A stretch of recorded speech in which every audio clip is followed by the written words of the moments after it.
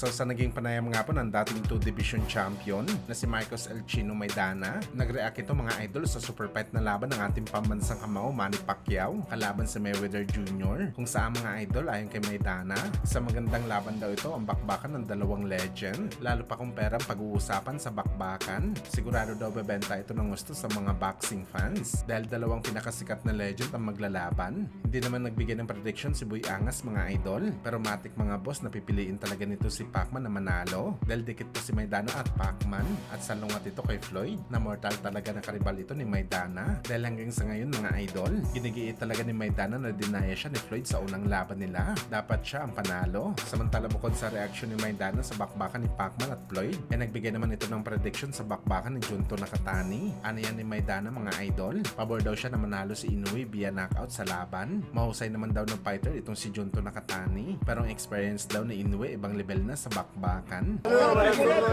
Oye, Inoue o Nakatani? Inoue.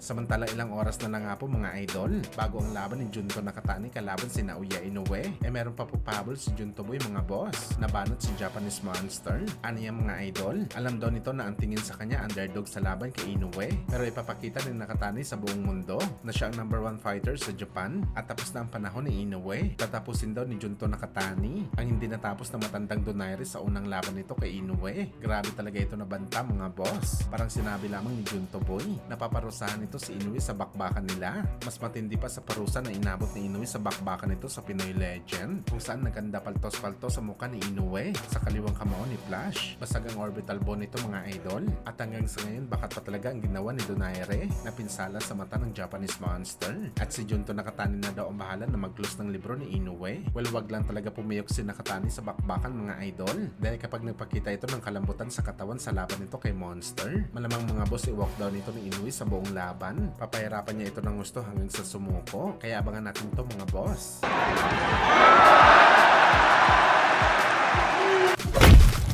Kabilang banda naman mga idol, trahedya naman po ang nangyari sa boxing event sa Africa, kung saan mga idol habang lumalaban po si Adebayo kalaban si Japet, biglang may nagagis ng tergas sa kalagitnaan ng kanilang bakbakan at hindi talaga natiis ng referee ang tergas mga boss. Agad nito hininto ang bakbakan, nagsuka ang lahat ng tao sa ibabaw ng boxing ring dahil sa tergas na to at bawal na ituloy ang laban mga idol dahil nakalanghap na po ang dalawang fighter na masamang amoy. Pero ayon sa report mga boss, naayos naman daw ang sitwasyon at na-resume naman ang boxing event, pero diretso na sa main event ang bakbakan. At ayon sa report ng commission mga idol sa Africa, iimbestigahan daw ang pagsabotahin nito at mapanagot ang may sala.